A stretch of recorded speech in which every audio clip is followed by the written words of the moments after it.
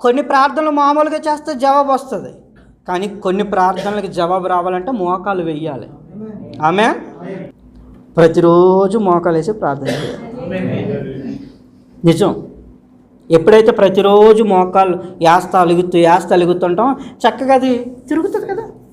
మనం అట్టా కాకుండా నిటారుగా ఉండిపోయామనుకో, అది బిగుసుకుపోదు. మరి అట్లా ఎప్పుడైనా నువ్వు ఇలాంటివి వాక్యాలు చెప్పినప్పుడు కానీ, లేదా అన్న పెద్ద పెద్ద సేవకులు వచ్చి వాక్యం చెప్పినప్పుడు మోకాలు వేయండి, ప్రార్థన చేయి, మోకాలు గట్టిగా మోకాలు అన్న వెంటనే అప్పుడు దాకా వేయలేనాడు, అప్పుడు గనక వేసానుకో ఇది ఉంగరం కట్ట కట్ట కట్ట కట్ట కట్ట అంటది.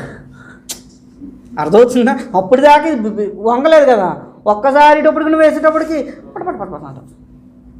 అదే నువ్వు అత్తమాడికి నువ్వు వేస్తే స్మూత్గా ఉంటుంది. ప్రైజ్ లార్డ్, హల్లెలూయా. మోకాలు వేసి ప్రార్థన చేసే కృప దేవుడు మనకి ఇచ్చునుగాక. సమస్తమైన కార్యాలు జరగాలి అంటే మోకాలు